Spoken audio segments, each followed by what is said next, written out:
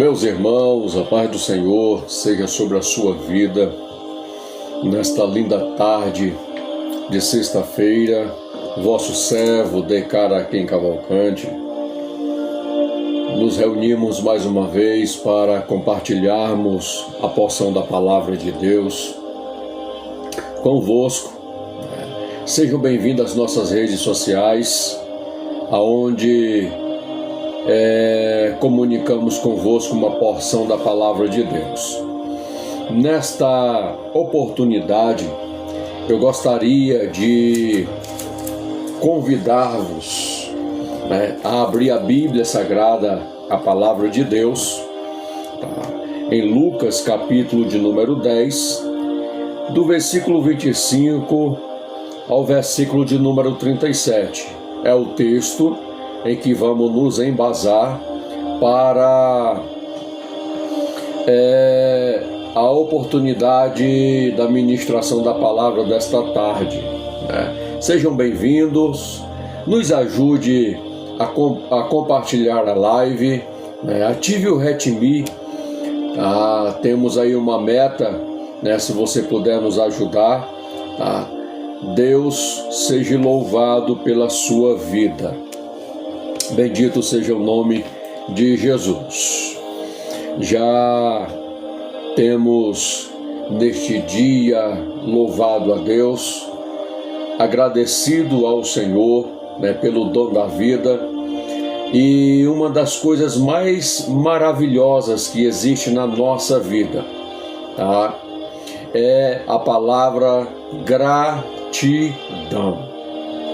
E gratidão é valorizar o que outrem faz por você. O que Cristo fez por nós na cruz do Calvário. Não é só o ato de agradecer, dizer Senhor, obrigado. Mas é o ato de preservar dentro de nós, carregando dentro de nós, o que não tínhamos capacidade de alcançarmos.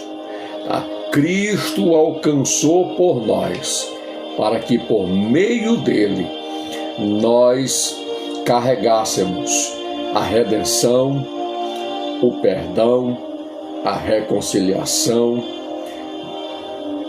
de Deus na nossa vida. Deus reconciliou consigo o mundo por meio de Jesus Cristo, o seu unigênito Filho e o primogênito dentre os mortos. Bendito seja o nome de Jesus. Bendito seja o nome de Jesus. Já pegaram a Bíblia? Já estão com ela em mãos? Então, se eu for falar de mim mesmo numa live, nada vai acontecer na sua vida. Mudança nenhuma vai acontecer na sua vida. Da mesma forma, as mensagens motivacionais. Da mesma forma, as mensagens que você quer ouvir. Não vai mudar nada na tua vida. Porque o que vai mudar na nossa vida é quando ouvimos de fato as Escrituras direcionadas, guiadas, movidas pelo Espírito de Deus, que vem confrontar-nos naquilo que precisamos melhorar, mudar dentro do nosso relacionamento com Deus. Sejam todos bem-vindos em nome de Jesus. Ative o RETME, temos uma meta aí para cumprir, e é impossível sem vocês, sem vocês. Deus abençoe. Deus abençoe. Evangelho de Jesus, segundo escreveu Lucas, o médico amado, no capítulo de número 10, versículo 25 ao versículo de número 37, é o texto que nós vamos nos embasar para falarmos nessa tarde. O texto muito pregado, um texto que é usado como base para ensinamento, né, dentro das características, dentro das lições que esse texto, quando é extraída, nos ensina, tá, acerca do valor do amor, acerca do valor da prática, né. É um texto que vai nos ensinar a hospitalidade, que vai nos ensinar a discernir, tá? A discernir, tá? O ato da caridade de Deus. Tá? E eu queria te convidar a fazermos a leitura, tá? A leitura do texto. Tá? Enquanto fazemos a leitura, você pode ativar o RepMe, você pode compartilhar a live. Se você tem um amigo que está distanciado da igreja, se você tem um amigo que está fraco na fé, né, compartilhe a live para ele. Tá? Uma das ênfases da mensagem é alcançar pessoas. O maior objetivo e propósito, não só da igreja, mas do cristão, é resgatar vidas, tá? Para o reino de Deus. Para o reino de Deus. Então compartilhe a live, ativa o RepMe. Temos uma meta aí. Que Deus abençoe poderosamente a sua vida. Enquanto eu leio o texto, os irmãos podem estar aí ativando, compartilhando, nos ajudando a cumprir a meta. Diz assim o texto sagrado: Eis que se levantou um certo doutor da lei, tentando-o e dizendo: Mestre, que farei para herdar a vida eterna? E ele lhes disse: Que está escrito na lei? Como lês? E respondendo ele, diz: Amarás ao Senhor teu Deus de todo o teu coração, e de toda a tua alma, e de todas as tuas forças, e de todo o teu entendimento, e ao teu próximo como a ti mesmo. E disse-lhe: Respondeste bem, faze isso e viverás. Ele, porém, querendo justificar-se a si mesmo, disse a Jesus: E quem é o meu próximo? E respondendo Jesus disse: Descia um homem de Jerusalém para Jericó, e caiu nas mãos dos salteadores, os quais o despojaram, e espancando, se retiraram, deixando-o meio morto. E ocasionalmente descia pelo mesmo caminho um certo sacerdote, e vendo-o passou de largo. E de igual modo também um levita, chegando àquele lugar, e vendo, passou de largo. Mas certo samaritano, viajando, veio até ele e, vendo, foi movido de íntima compaixão. E aproximando-se, atou-lhe as feridas, deitando-lhe azeite e vinho, e pondo sobre o seu animal, e levou-o para uma estalagem e cuidou dele. E partindo no outro dia, tirou 2 dinheiros, e deu ao hospedeiro, e disse-lhe: Cuida dele, e tudo que demais gastares, eu tu pagarei quando voltar. Qual, pois, destes 3 te parece que foi o próximo daquele que caiu nas mãos dos salteadores? E ele diz: O que usou de misericórdia para com ele.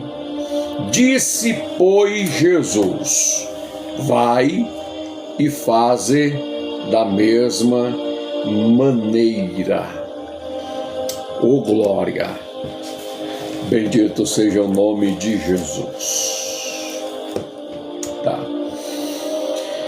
Os irmãos podem perceber, tá, dentro da famosa conhecida parábola do bom samaritano, tá, é o texto em pauta em que vamos fazer menção, né?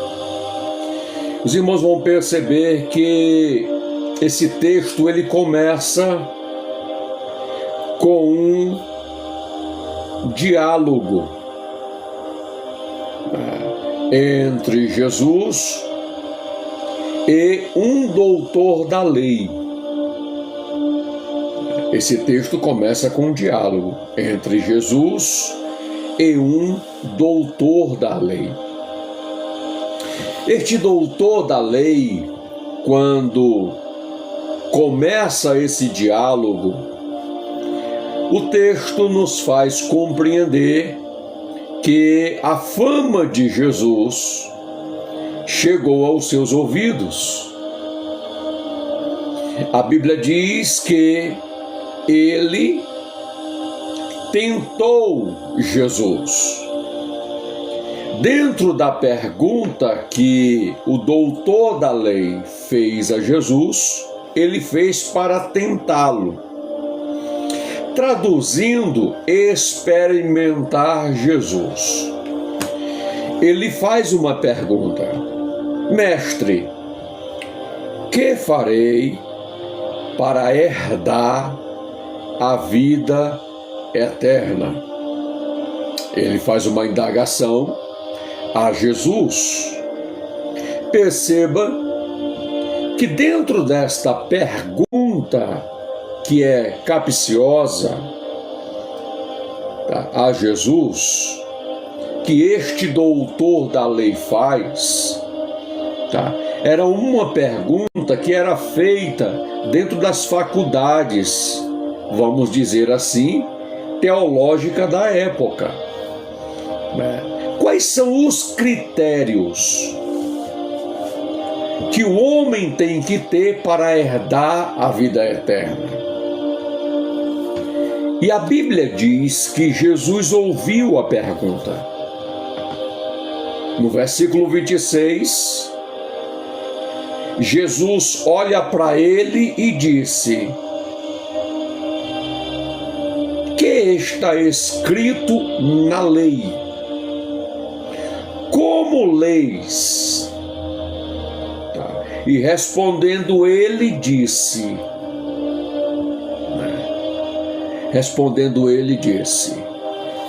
amarás ao Senhor teu Deus de todo o teu coração, de toda a tua alma e de todas as tuas forças e de todo o teu entendimento, e ao próximo como a ti mesmo. Perceba que é citado o primeiro mandamento e é citado o segundo mandamento, em detrimento à pergunta que é feita a Jesus. Então perceba que há 4 pilares aqui, dentro do primeiro mandamento, que é amar a Deus por inteiro, que era amar ao próximo como a ti mesmo, que é o segundo mandamento, tá? Que é o segundo mandamento. Jesus olha para ele e Jesus disse: respondeste bem, faze isto e viverás. E viverás. É notório entendermos que Deus nunca deixou de amar o homem. Deus sempre amou o homem. É importante entendermos Porque nunca foi Deus que se distanciou do homem. Sempre foi o homem que se distanciou de Deus. Deus estabelece a lei, entrega na mão de Moisés. Moisés passa 40 dias e 40 noites no monte. O texto é claro em dizer, sem comer e sem beber. O dedo de Deus é que escreve em 2 tábuas de pedra, lavrada pelo próprio Deus, os 10 mandamentos. O primeiro mandamento traz a ênfase, a aplicação, que precisamos amar a Deus por inteiro. Então entende-se, dentro da revelação da palavra, que é uma verdade incontestável que Deus nos ama. Mas o primeiro mandamento não veio da vertical para a horizontal, mostrando a direção, mostrando a orientação, que também devemos amar a Deus, de todo o nosso coração, de toda a nossa alma, de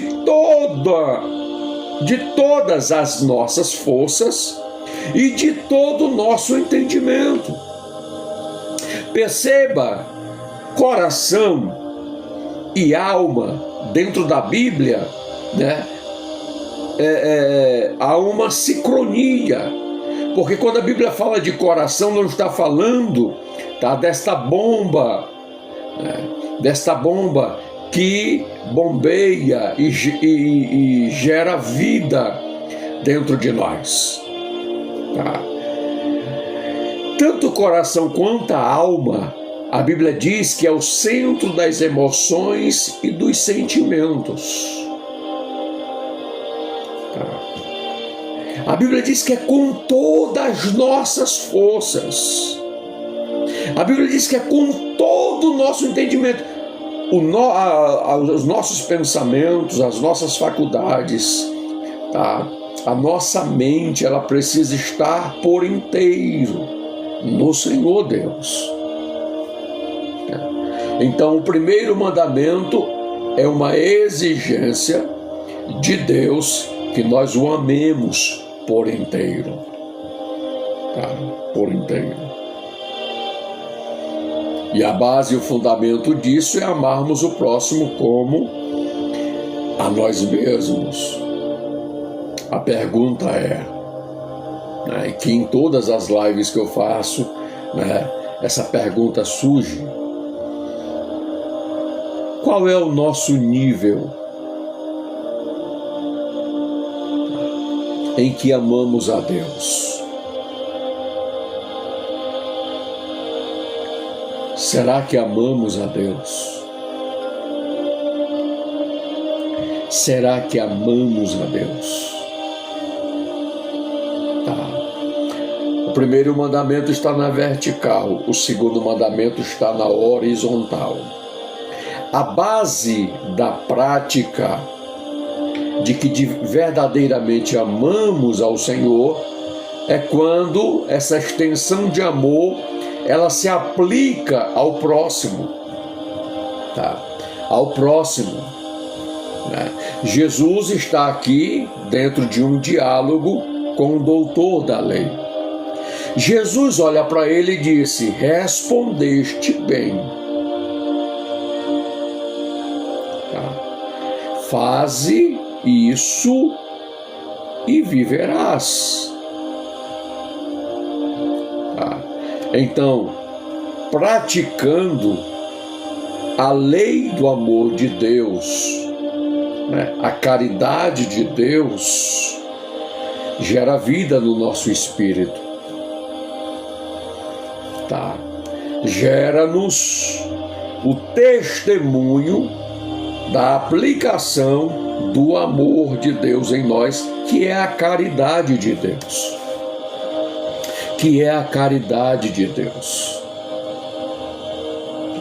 Então perceba que mostra a prática, tá, na vida cristã e revela ao mesmo tempo aos que estão à sua volta valores do reino de Deus inserido na sua vida. Sem o amor é impossível, porque o amor, ele é o maior dom. Não existe nenhum dom acima do amor. Ele é a base, ele é o fundamento. Ele é o fundamento. Tá? É interessante que no versículo 29 diz assim: ele quem? O doutor da lei. Ele vai dar uma resposta a Jesus. Quando Jesus diz assim: respondeste bem, faze isso e viverás. Ele, porém, olha o porém aqui, querendo justificar a si mesmo, disse a Jesus: e quem é o meu próximo? Tá.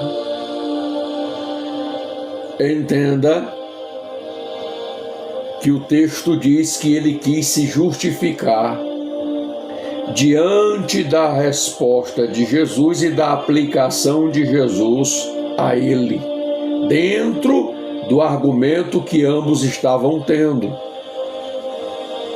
E uma pergunta surgiu neste argumento: o que farei para herdar a vida eterna?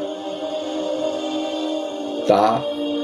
É receber o amor de Deus, aplicar o amor de Deus e ministrar este amor sobre a vida do próximo. Queres herdar a vida eterna? Isto aqui é interessante para que não haja margem de más interpretações, que não é os nossos méritos, é o mérito de Cristo em nós. A salvação não é mérito humano, é mérito de Cristo em nós. Não é a salvação não é pelas obras, é pela graça, mediante a fé. Isto não vem de vós, é dom de Deus. Não vem das obras, para que ninguém se glorie. Tá? Então a salvação não é alcançada, granjeada pelas obras dos homens. A Bíblia diz, tá, que as obras dos homens para Deus é como trapo de imundícia. É impossível o homem salvar-se, é impossível o homem justificar-se diante de Deus pelas suas obras. Porque quando Deus olha para as obras dos homens, tá, o que Deus enxerga no lugar dessas obras é trapo de imundícia. Tá? É trapo de imundícia. Perceba que ele é confrontado por Jesus. Tá? Ele é confrontado. Ele tem um cargo importante, né, que foi alcançado através do seu esforço em estudar a Torá, que é a lei de Deus, os 5 primeiros livros, tá, da Bíblia, e os 613 preceitos da lei. Ele é líder, tá, em uma sinagoga, traduzindo, uma congregação judaica. Então, quando Jesus diz: faze isto e viverás, o texto vai dizer: e ele, porém, querendo justificar a si mesmo, perguntou a Jesus: quem é o meu próximo? Agora eu pergunto a vocês que são inteligentes: será que um doutor da lei, que interpretava a lei, tá, não sabia quem era o seu próximo? Então perceba que a partir desse ponto, Jesus conta a parábola do bom samaritano para responder ao doutor da lei tá? Quem era o próximo? Quem era o próximo do doutor da lei? Tá? E antes de tecermos algum comentário sobre esta belíssima parábola do bom samaritano, convém explicarmos o que significa uma parábola. Você sabe o que é uma parábola? A metodologia do ensino de Jesus era usar parábolas. Então, o que é uma parábola? É uma narrativa imaginária ou verdadeira que se apresenta com o fim de ensinar uma verdade. Tá? Uma verdade. A parábola, ela difere do provérbio nesse ponto. Tá? Não é a sua apresentação tão concentrada como a daquele. Contém mais pormenores, exigindo menor esforço mental para se compreender.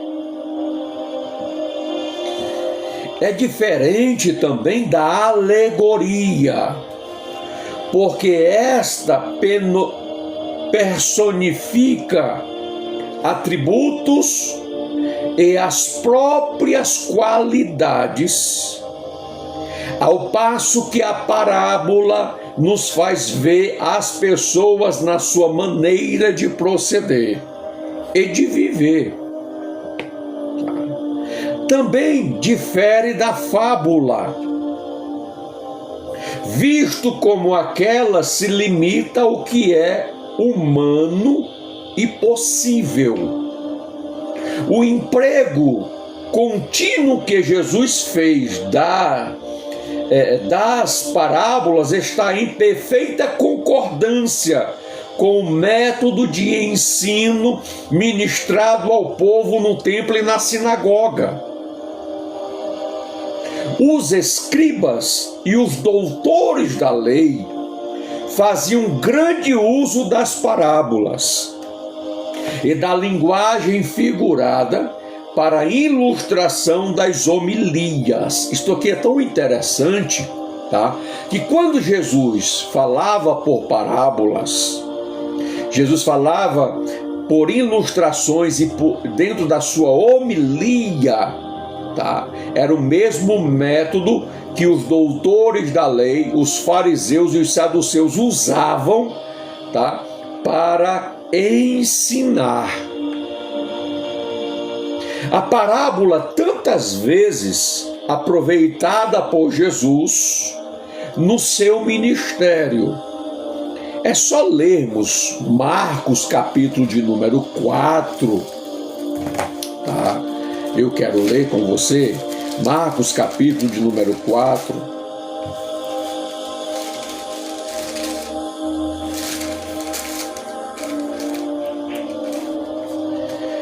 Versículo de número 34. E sem parábolas nunca lhes falava, porém tudo declarava em particular aos seus discípulos. Tá? O que Marcos capítulo 4, versículo 34 está dizendo é que Jesus, para a multidão, para os doutores da lei, para os fariseus, os intelectuais da época, Jesus falava por parábola, mas em particular aos seus discípulos, ele explicava as parábolas a eles, falava abertamente aos seus discípulos e às multidões, ele falava por parábolas. Servia para esclarecer os seus ensinamentos, referindo-se à vida comum e aos interesses humanos, para patentear a natureza do seu reino, e para experimentar a disposição dos seus ouvintes. Jesus prendia a atenção, tá, dos seus ouvintes. Tá? E os seus ouvintes paravam, tá?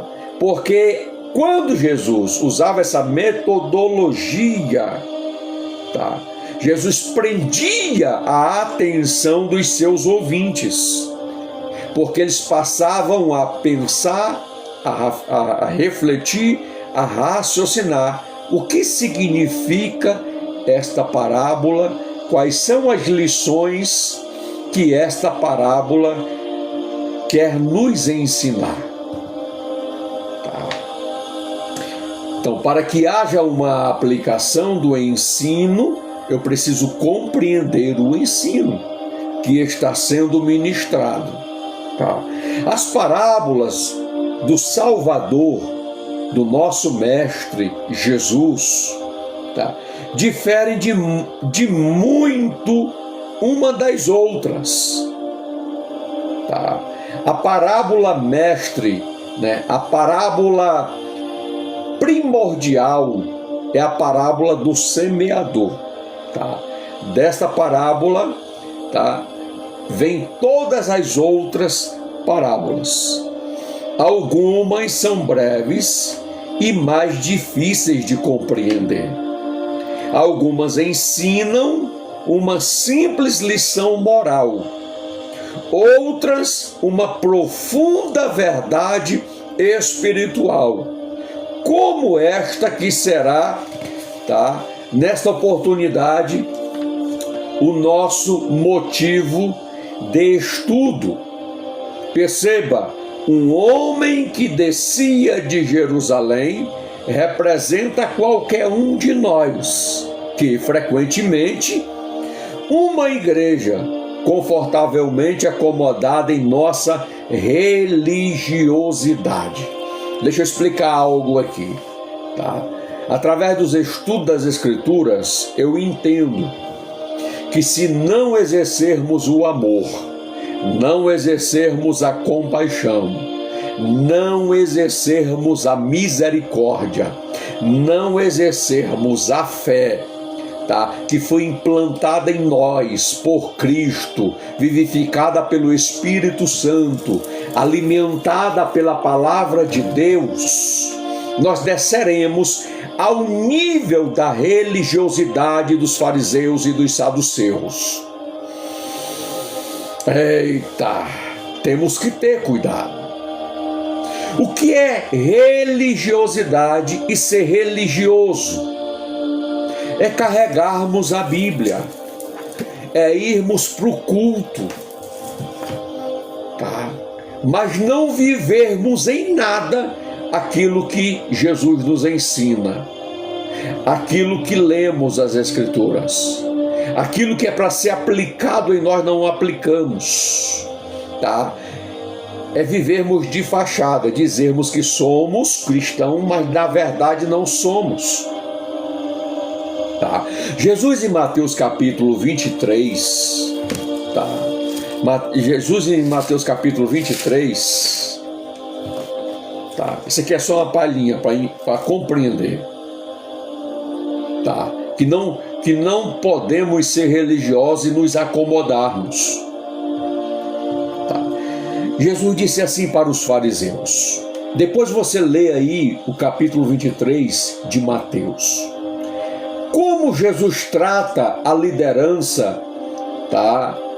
Os líderes espirituais da casa de Israel, Jesus mostra a condição e o estado em que eles se encontram. Então falou Jesus à multidão e aos seus discípulos, dizendo: na cadeira de Moisés estão assentados os escribas e fariseus. Todas as coisas, pois, que vos disserem que observeis, observai-as. Por quê? Porque eles eram zelosos. Eles conheciam a fundo a Torá e os 613 preceitos da lei. E eles eram tão zelosos, eles observavam bem que na arte de expor, verbalizar, tá? Eles eram fiéis. Tá? Jesus disse: observai-as e fazei-as, mas não procedam em conformidade com as suas obras, porque dizem e não faz. Perceba que Jesus aqui na parte B do versículo 3 do capítulo 23 de Mateus, Jesus está dizendo que quando verbalizam e ensinam, eles são tão zelosos que vocês podem observar, tá? Observar, que vocês podem praticar o que eles estão ensinando. Mas quando Jesus olha para a conduta, para o caráter deles, Jesus disse: não procedam, tá? Não sigam seus testemunhos, tá? Porque eles dizem e não fazem. Quando Jesus trata aqui em Mateus capítulo 23, Jesus está tratando da hipocrisia dos fariseus e dos saduceus, da religião, tá, judaica. Tá? Então, frequentemente em uma igreja confortavelmente acomodada em nossa religiosidade, afazeres e obras levando-nos a uma vida solene e tediosa. O cristão precisa ler Bíblia. A Bíblia diz que temos que estar preparado para responder a qualquer um quando formos indagados acerca da nossa fé. Cristão precisa orar. Cristão precisa jejuar. Cristão precisa se consagrar, que é separar o espírito, a alma e o corpo exclusivamente para Deus. Eita glória! Tá. Então esta situação cômoda, muitas vezes, abre oportunidade para desejos fora das linhas espirituais. Aquele homem, por certo, tinha todas as mordomias que uma igreja contemporânea tinha. Tá. Tinha todas as mordomias que uma igreja contemporânea tinha, mas em sua caminhada de sonolência espiritual, ouvindo falar das delícias, luzes, cores e perfumes do mundo, resolveu deixar tudo, como fez o filho pródigo, saindo de Jerusalém para a cidade de Jericó. Tá. Que na época, como Atenas era o centro intelectual, tá, foi tentar fazer um passeio fora da segurança e proteção de Jerusalém, que representava o centro religioso, a capital espiritual, tá? Onde se encontrava o templo, lugar de adoração, lugar de louvor e gratidão a Deus, tá? Ao Deus de Abraão, ao Deus de Isaac e ao Deus de Jacó. Tá? Então ele sai de Jerusalém e vai para Jericó. Jericó, lugar de fragrâncias, dos perfumes, dos sonhos ilusórios, chamada também de cidade das palmeiras.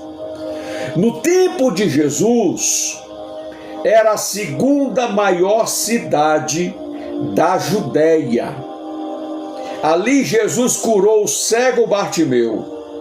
Lá em Jericó se encontrava o palácio de inverno, um hipódromo e uma fortaleza, todos construídos por Herodes o Grande. Era, portanto, uma bela cidade cheia de atrativos. Cheia de atrativos. Observa-se que até Jericó, havia dois caminhos. Quando o homem descia de Jerusalém para Jericó, existia dois percursos para chegar a Jericó. Um caminho mais longo e um caminho mais curto. O caminho mais longo era mais seguro. O caminho mais curto, ele era cheio de perigos e obstáculos. Então, o caminho mais curto, ele era um caminho sangrento. Devido ao grande número de crimes horrendos. Tinha 27 quilômetros de extensão. Uma descida íngreme de 1.040 metros. Desolada e muito perigosa. Infestada de assaltantes que não tinham respeito pela vida humana. Foi por este caminho que nosso personagem, em que Jesus faz menção, na parábola, quando ele está contando esta parábola para um doutor da lei, e eu trago a ênfase, para explicar para o doutor da lei, Jesus conta esta parábola. Quem é o próximo? Então foi por este caminho que o nosso personagem resolve visitar Jericó, que não contava com os salteadores que de modo cruel o interceptaram no caminho. Perceba que Jesus está contando uma parábola, mas os fatos desta parábola trazem contextos reais. Então, você vai observar que a primeira coisa que esses ladrões fazem, eles despojaram o viajante, roubaram e saquearam como ato de guerra. O substantivo despojos refere-se aos objetos pilhados, desta forma.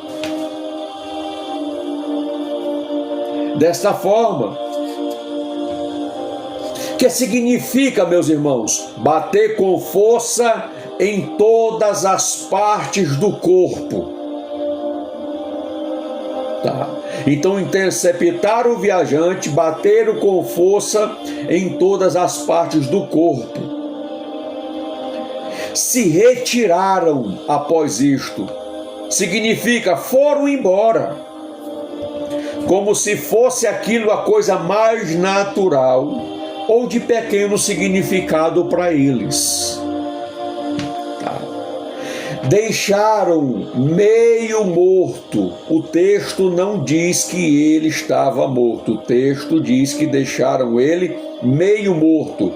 Então bateram nele com tanta força, espancaram ele, que ele ficou meio morto.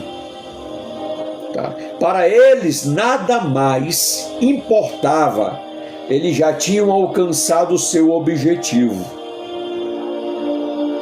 Por aquela mesma estrada, Jesus está contando a parábola.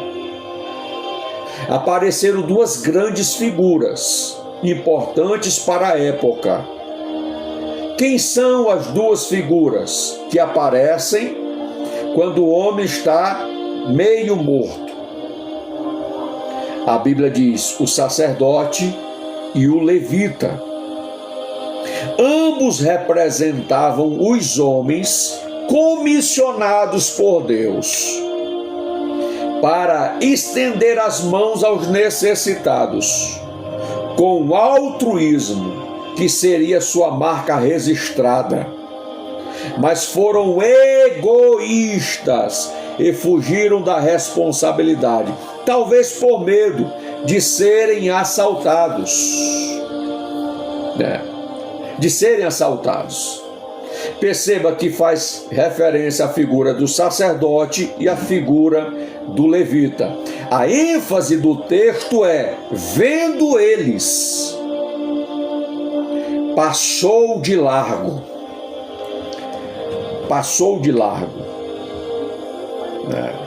Quantas das vezes nós olhamos para o próximo em situações inimagináveis e a gente não para observar.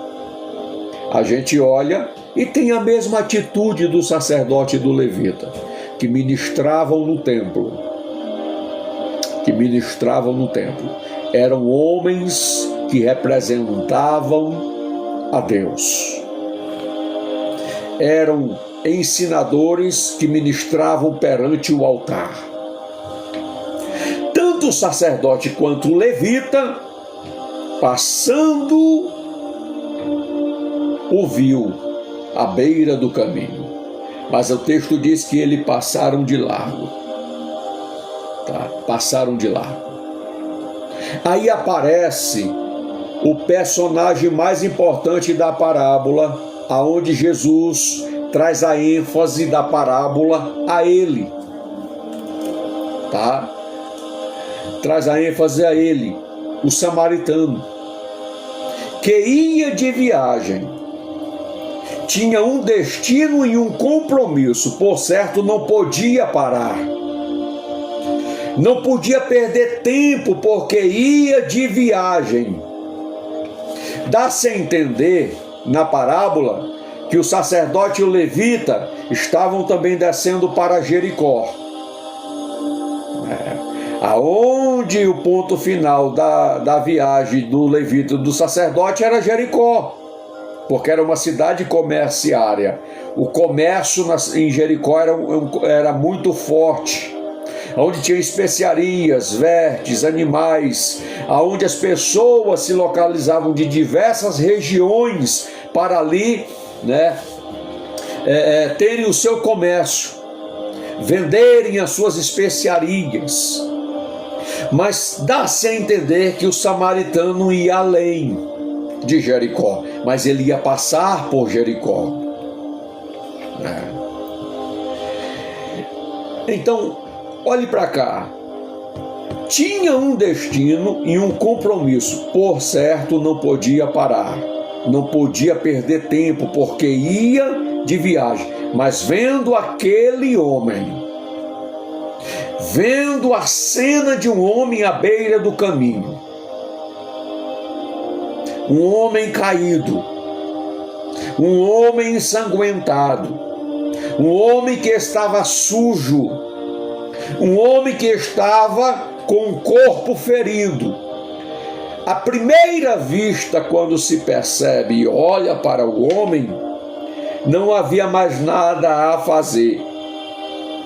Dava-se a entender que ele estava morto. E o samaritano descendo do seu jumento. Observe uma coisa: a gente só sabe se a pessoa está bem, se a pessoa está morta, dentro da condição do estado que este homem se encontrava, se você fosse lá fazer um exame. O primeiro exame é verificar a pulsação, a pulsação cardíaca. Percebe-se que o sacerdote e o levita vê, mas passa de largo e vai-se embora. O samaritano não.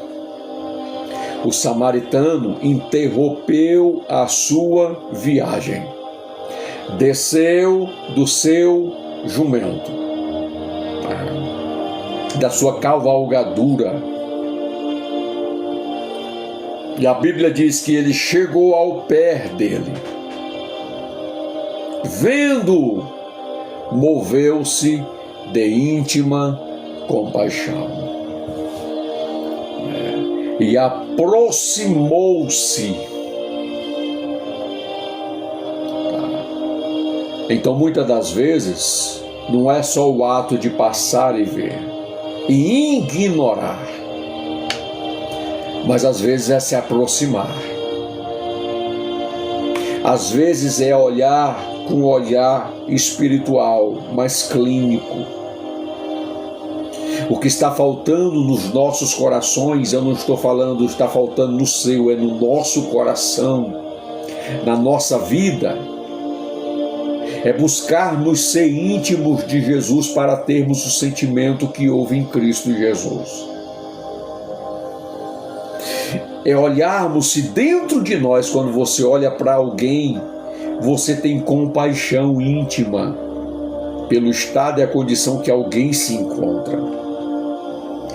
Você se aproxima da pessoa, a Bíblia vai dizer que ele atou-lhe as feridas. Atou-lhe as feridas. O que isto quer dizer?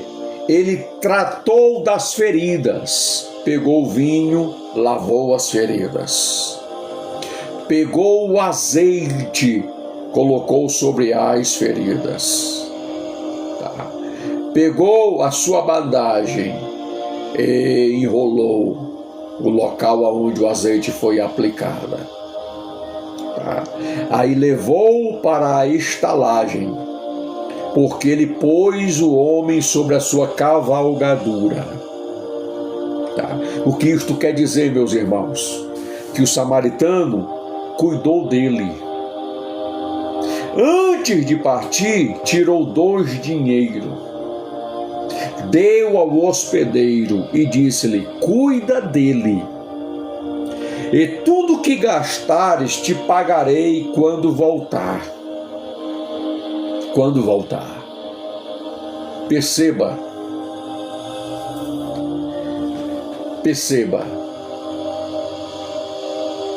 Quem aqui conhecia a lei, a Torá e os 613 preceitos? O sacerdote, ele conhecia?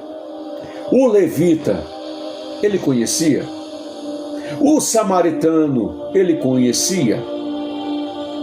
Por que Jesus usa a figura de um samaritano? Para narrar esta parábola, para explicar ao doutor da lei quem é o próximo dele.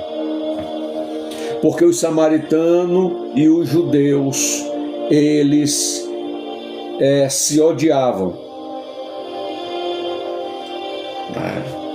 não se davam. Samaritano ia na aldeia de judeu, judeu não ia na aldeia de samaritano. É tão entanto que você percebe que Jesus saiu de Jerusalém, ia passar pela aldeia de samaritano, indo a Jerusalém. Jesus mandou João e Tiago, e a autoridade espiritual da cidade, ali dos samaritanos, da sinagoga, e não recepcionaram Jesus. Diz que não queriam Jesus e nem seus discípulos na cidade. Tiago e João disseram: Senhor, tu não queres que ores como orou Elias quando os soldados foram mandados do rei para prendê-lo? E oremos por esta cidade de samaritano, e desça fogo do céu e consuma esse monte de samaritano. Jesus disse: não, meus filhos, deixa eu dizer uma coisa para vocês. Eu não vim destruir o homem, eu vim dar a minha vida. Jesus disse: vocês fazem acepção de pessoas, eu não faço acepção de pessoas. Vocês estão discriminando raças, pessoas. Eu não, eu vim dar a minha vida por elas. Eu vim salvar e buscar o que se havia perdido. Não quero me ater aqui ao contexto histórico.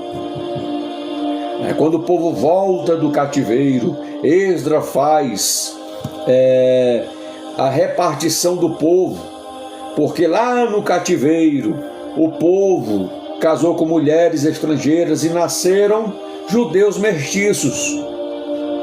Então ele separou os judeus puros dos judeus mestiços. Daí, se você pegar fundo histórico e pesquisar, o porquê da aldeia de samaritanos. Os samaritanos também né? Tinha lá a cópia da Torá e da lei, né? Eles também serviam a Deus e tinham o seu culto a Deus. Por isso a mulher samaritana pergunta para Jesus: uns dizem que é no monte, outros dizem que é no templo, em Jerusalém, que deve adorar. Jesus disse: não é nem no monte nem no templo. Os verdadeiros adoradores adorarão o Pai em espírito e em verdade.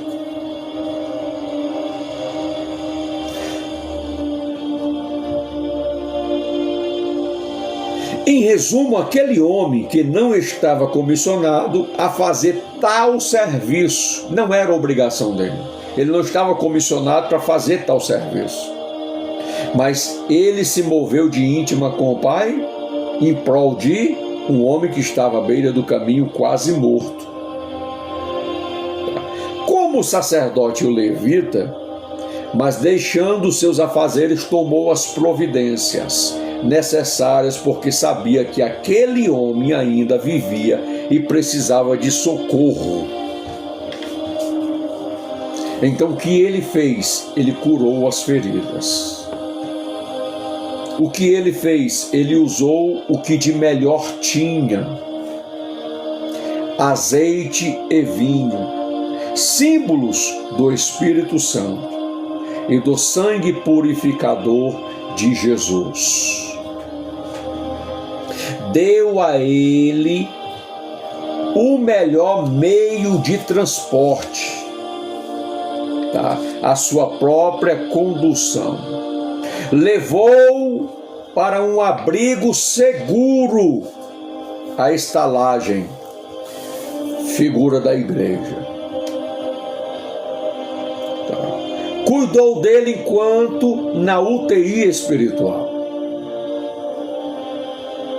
Não abandonou, mas deixou pago o suficiente para se recuperar. 2 dinheiros ou denários eram suficientes para 32 dias de hospedagem naquele hotel 5 estrelas. Então esse homem, o samaritano, ele deu o seu melhor. Ele deu o seu melhor. Dentro da parábola, Jesus está aplicando, irmãos, o que eles começaram a dialogar: o primeiro mandamento e o segundo. O verdadeiro amor aplicado em nós vai gerar a caridade de Deus para o próximo. Exatamente o que esse samaritano fez foi o que o sacerdote e o levita não fez. Todos os 3 conheciam a Torá e a lei de Deus, mas só o samaritano aplicava na sua vida, praticava o que havia aprendido e ensinado por seus mestres.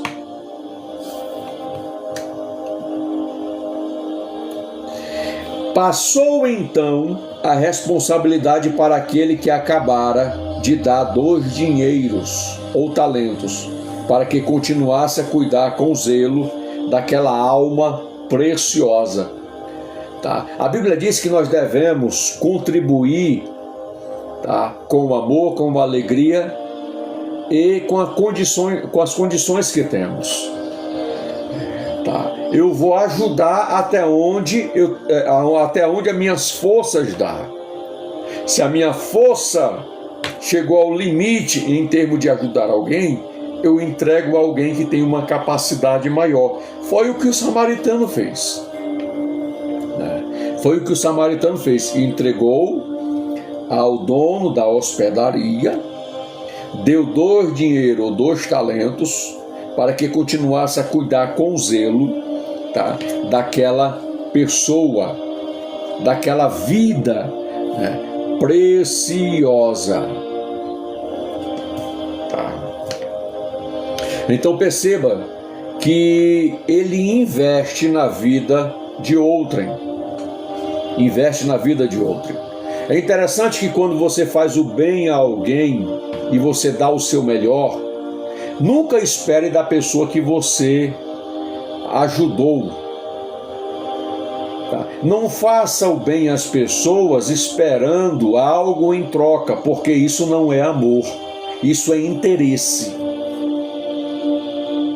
Tá? Quando você faz algo a alguém sem esperar em troca, tá? Vai se cumprir o que Paulo disse: a ninguém devais coisa alguma, a não ser o amor. Tá? A não ser o amor.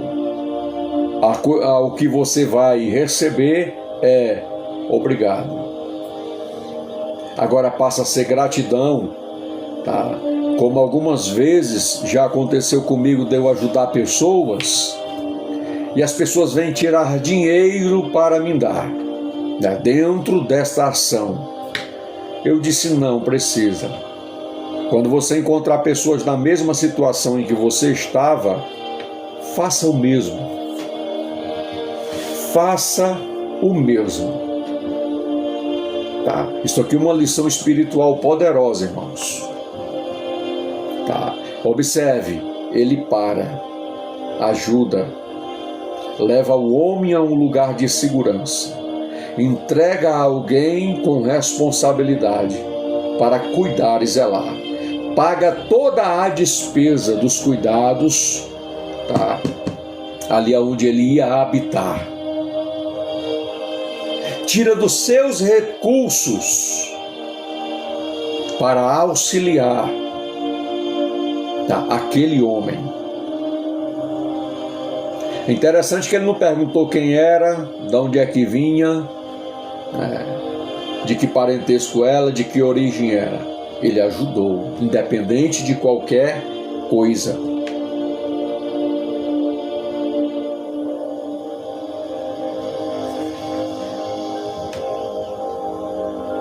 Fica a questão para meditarmos dentro da parábola que Jesus trouxe. Está aqui, ó.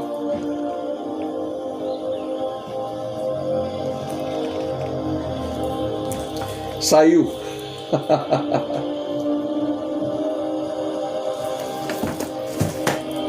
Esta parábola. Temos permanecido em nosso lugar, Jerusalém, que representa na parábola, tá, o lugar espiritual, a eclésia, a igreja. Ou temos sido instáveis ao ponto de desejar ir a Jericó? O mundo com as suas ilusões. Jerusalém aqui representa a capital espiritual do mundo. Aplicando para os nossos dias, Jerusalém representa a igreja. Tá. Jericó representa o mundo com as suas ilusões. Você tem permanecido ou você tem sido instável? Porque tem pessoas que saíram do mundo, mas o mundo não saiu de dentro deles. Tem pessoas que estão indo para a igreja, mas o mundo permanece dentro deles. Tá. Segundo, resolvemos ir até Jericó e fomos interceptados por Satanás, que nos despojou de nossos melhores dons e talentos. Tá. Estamos meio mortos, estamos mortos ou estamos vivos? Fomos rejeitados pela liderança? Jamais, irmãos. Jamais Deus te abandona. Quem abandona a Deus é o homem. Deus nunca abandonou ninguém. É o homem que abandona a Deus, é o homem que rejeita a Deus. Ou temos recebido a atenção do bom samaritano e dado devido valor a isso? Tá. Ele curou as nossas feridas e temos sido gratos a Deus por isso. Temos dado graça pelos melhores lugares que Ele nos idealizou para nos proteger e nos manter restaurados. Temos crido em suas promessas. Uma das principais promessas de Jesus é: eu voltarei para vos buscar. Concluo dizendo que Jesus olha para o doutor da lei e faz a pergunta: qual, pois, destes três te parece que foi o próximo daquele que caiu nas mãos dos salteadores? Versículo 36 do capítulo 10 de Lucas. Qual dos três era o próximo? O sacerdote? O levita? Ou o samaritano? Qual, pois, destes três te parece que foi o próximo daquele que caiu nas mãos dos salteadores? Jesus faz esta pergunta para responder o que está no versículo 29. Ele, porém, querendo justificar-se a si mesmo, disse a Jesus: e quem é o meu próximo? Quantos de nós, irmãos, não assumimos que estamos errados e que Deus está certo? Quantos de nós, quando somos confrontados por Jesus, fazemos a mesma coisa que esse doutor da lei, querendo se justificar, usa de argumentos? É melhor olhar para dentro de si, porque a Bíblia diz: seja todo homem mentiroso e Deus verdadeiro.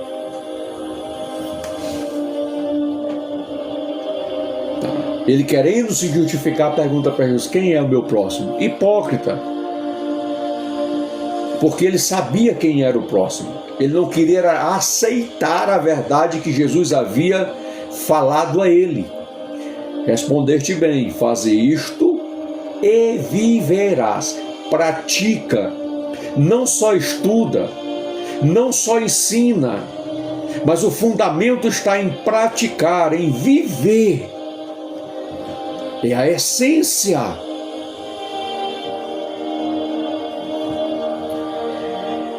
E ele disse: o que usou de misericórdia para com ele. A Bíblia diz que com a medida que medirmos alguém, vos medirão também. Com a medida que julgardes alguém, vos julgarão. Sereis julgados. Observe, ele respondeu a Jesus: quem era o próximo? Aquele que usou de misericórdia. Você tem usado de misericórdia? Você tem praticado a compaixão? Você tem praticado o amor de Deus? Ele responde a Jesus: o que usou de misericórdia? Quem usou de misericórdia na parábola que Jesus contou? O levita, o sacerdote ou o samaritano? O samaritano. Jesus está dizendo: aqueles que foram escolhidos para ministrar no altar têm negligenciado o mais importante.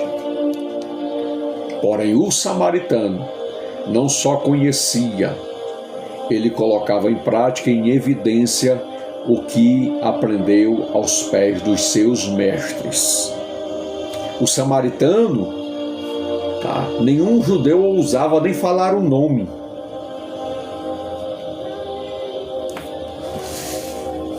Mas Jesus está dizendo aqui: não é a origem da nacionalidade, do local, é quem coloca em prática e faz a vontade de Deus.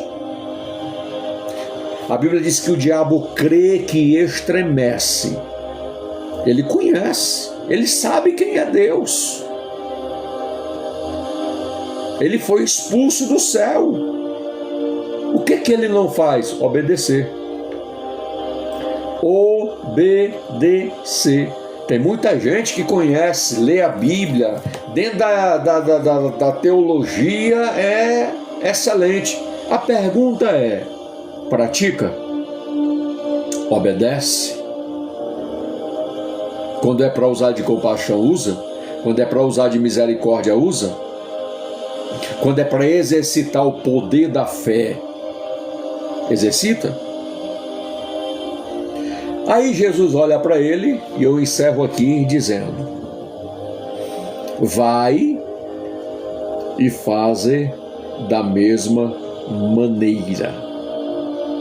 Jesus diz: assim como o samaritano ajudou o próximo caído, você, doutor da lei, vai e faze o mesmo.